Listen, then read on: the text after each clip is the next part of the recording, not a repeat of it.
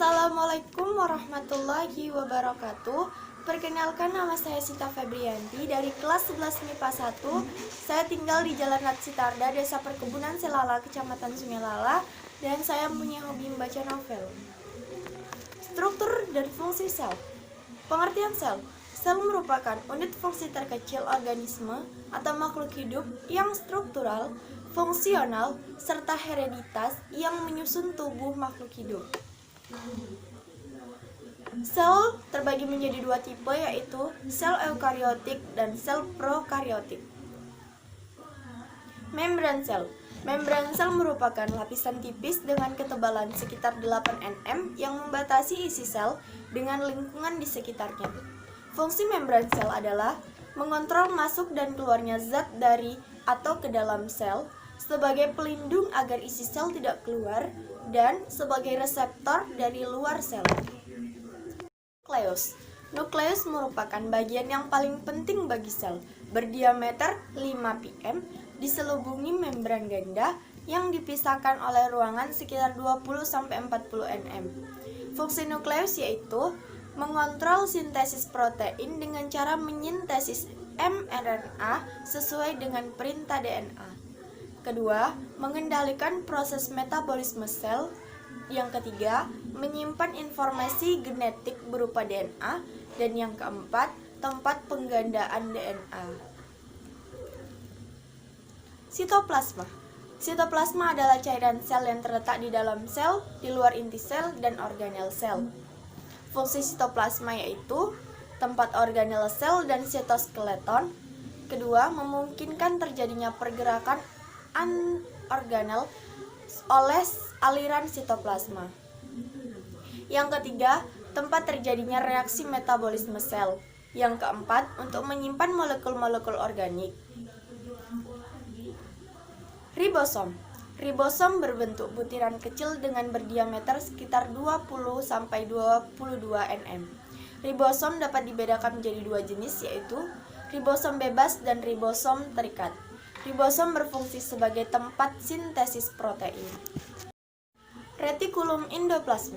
Retikulum endoplasma atau RE merupakan membran berbentuk labirin yang berhubungan dengan selubung inti sel.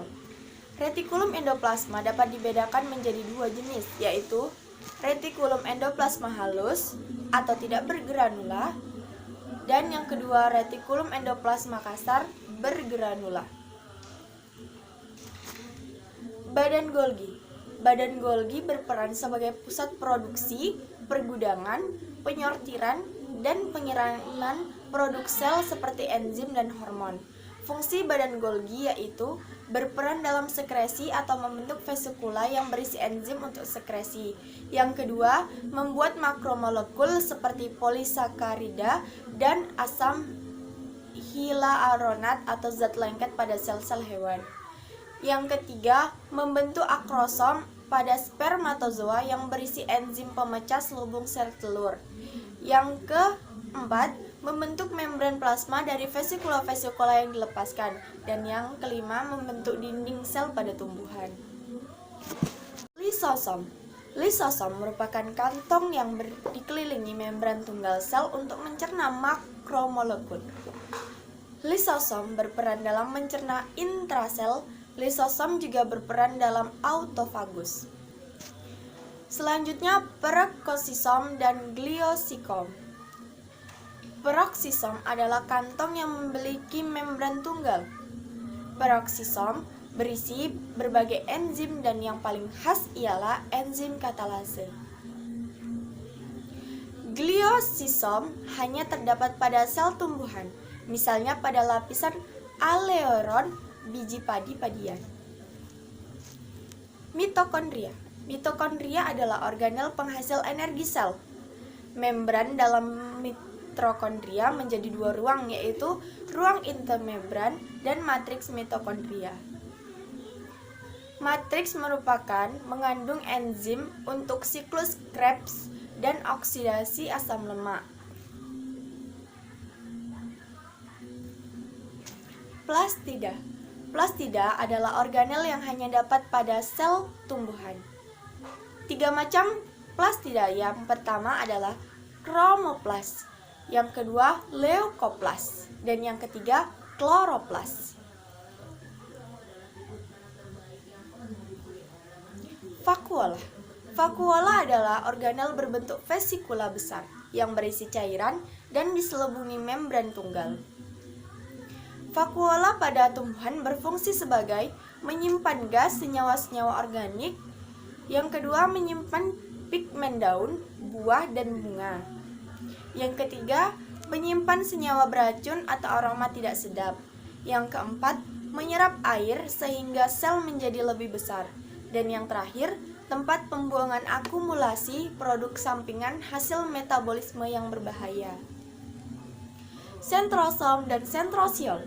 Sentrosom merupakan organel tempat tumbuhnya mikrotubul yang terletak di dekat nukleus, berfungsi sebagai proses pembelahan sel. Sitoskeleton. Sitoskeleton merupakan kerangka sel yang kuat dan lentur berupa jalinan serabut yang tersebar di seluruh sitoplasma. Sitoskeleton berfungsi untuk menyokong dan mempertahankan bentuk sel, serta berperan sebagai tempat tertambatnya berbagai organel sel.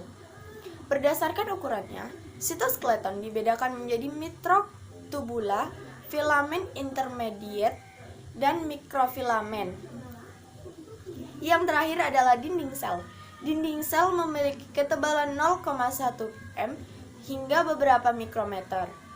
Dinding sel terdapat pada sel tumbuhan, jamur, dan alga atau ganggang. Fungsi dinding sel yaitu melindungi sel, mempertahankan bentuk sel, dan mencegah penyerapan air yang berlebihan. Bahan penyusun inti sel atau dinding sel adalah selulosa, yang kedua hemiselulosa, yang ketiga pektin, yang keempat lignin, dan yang kelima kutin. Terima kasih dan assalamualaikum warahmatullahi wabarakatuh.